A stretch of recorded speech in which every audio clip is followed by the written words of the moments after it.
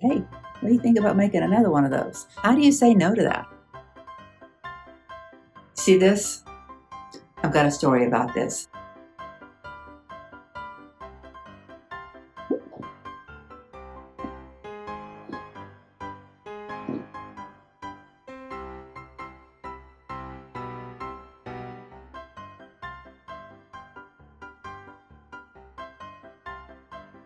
Hi, thanks for stopping in. I am Dawn at the Lake, and this is Lakeside Quilt Making Arts.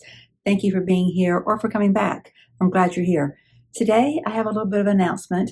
You know, if you've been following along, that I've been working on Pick a Petal almost exclusively because when I had to leave town for surgery, I needed to just kind of put some blinders on and focus on just one thing. And so that's what I've been working on. I've got two other projects on the other wall. One of them is the Piece and Quilt Sampler, and that's the one that's by Susan Aki and Lisa Alexander. I've only got 2 blocks in on that one. I'm using a very soulful, moody blue colorway with that one. Then the other one is the Moto Blockheads, which I had to stop, I think, somewhere in May. So I've got like 12 blocks left to go on that one. So there's a chunk left on both of those.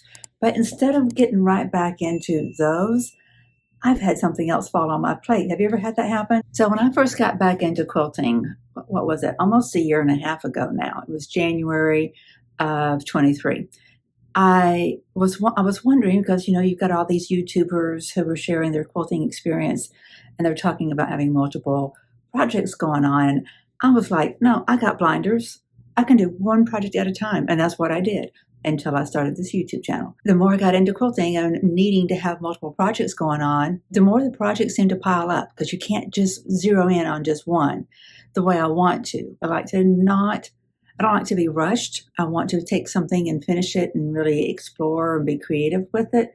My kind of creative. What that means for each of us is, you know, an individual thing. But now I kind of get it, right? Like we all have multiple projects that pile up on us. Not only do I have these 2 over here on the wall, and I'm going to talk to you about this one too, but I have the Mars quilt, I have the unicorn quilt, I have one left over from the 90s that I have it up in my living room so that I can stare at it, so I can wait for some inspiration to hit. And then I've got one that I'm looking at behind the camera here that is Father Christmas that one of the viewers, Sherry, sent me. It is a panel of Father Christmas. It's going to be fabulous for my door. Where do we find the time to do all these things? Well, we don't find time to do it if we're off having surgeries and out building ponds like I've been doing for the last couple of weeks. We're not actually to the building stage. We've just been in the planning phase. Well, see this?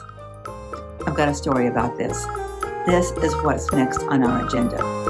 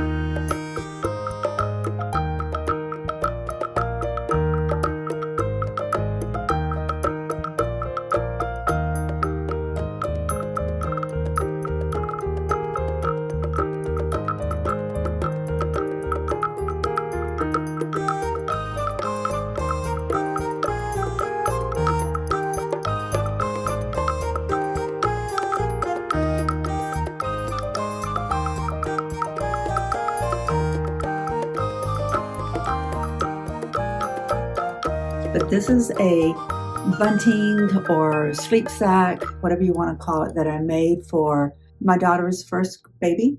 So Winnie the Pooh is a favorite for us, and they're beekeepers. So I went with beehives and other things bee related for this patchwork baby sleeper. She loved it. My daughter loved it. The baby enjoyed it. There's wool on the inside, wool batting, flannel on the inside. The inside of the back is one color, the inside of the front is another. And I just had a blast making this. She was just born, and I knew that with winter coming up, she was going to need something, and wanted her to be warm and toasty and, and comfortable and sleep inside cotton, and wanted to make a quilt for her. And this is as close as you could get for making a quilt for a little bitty baby. Well, my little bitty baby grew. She's a fast grower. I grew fast. My son grew fast. My daughter didn't, but her baby is. Her baby is like in the 97th percentile. So she outgrew this, not until the season was over, however. She did get to use it during the entirety of the cold weather that we have here in the South. But we're going to have cold weather again. Now we're looking at a 1-year-old who grows fast, who needs another one of these. My daughter messaged me, 4 or 5 days ago and said, "Hey, what do you think about making another one of those?" How do you say no to that? How do you say, "Well, I'm in the middle of something already. I'm in the middle of something. I'm in the middle of something. I'm in the middle of something. I'm in the middle of something. I'm in the middle of a lot of things."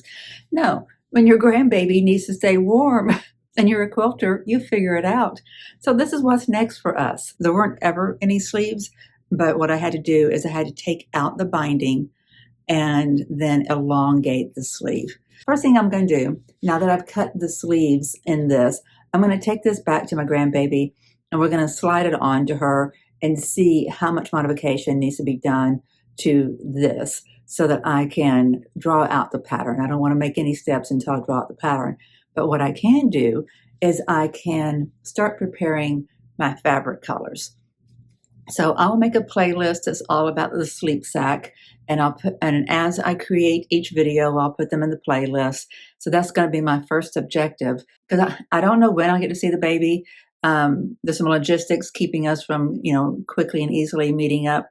But hopefully I'll see her this week, if not next week, and I'll measure her arm, measure the distance from her shoulder down to her armpit, and see what it is that she needs, and lengthwise as well. Funny thing is, when I made this, I thought, my gosh, that's huge. That's absolutely huge. This is going to do her until she's 2 years old. Because it's all relative, right? We're looking at that little bitty baby, and you think, oh, they're going to be that way forever.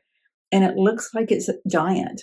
But when you start putting the full body in there, and you put their legs in there, it's amazing how much length you need for all that. So I got to figure out what my measurements are. While I wait for that, I'm going to figure out what my patchwork fabric is going to look like and what's going to go on in the inside. I'm going to have to see if I have any of this fabric left over, because I love that combination. I made another one for them. I believe it was all flannel. I can't recall. I have to look back at pictures. I'll try to put those up.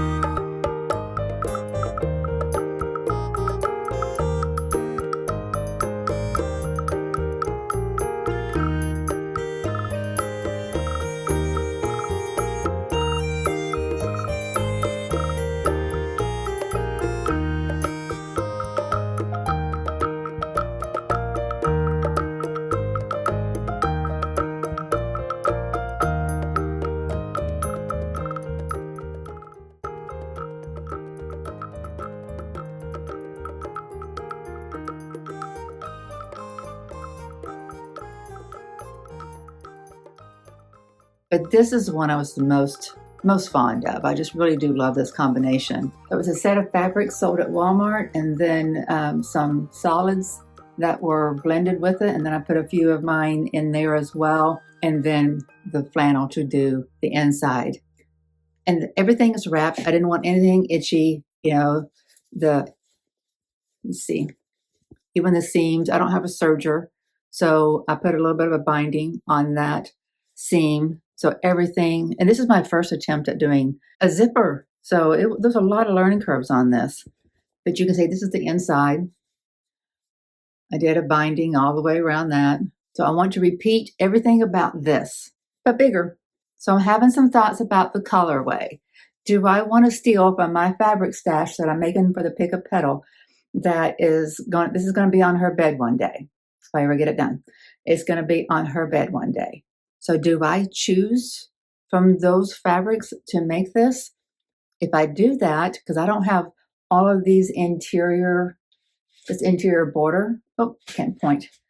This interior border here, I don't have all of that cut up. I don't know how much of my fabrics that I have for my stash for this quilt are going to be necessary for this quilt. I don't want to choose from that stash for this and then not have the right thing for this quilt. But I really overstashed. I really did. I have a great stash over here and over here and over there. 3 big stacks of fabrics for this. So I think I'm fine. I just need to put some thought into it, which I will. And I will let you know in the next video. So if you want to follow along and see how the Sleep Sack Baby Bunting 2.0 goes along, just subscribe and hit the little bell so you'll be notified, and we'll go on this journey together.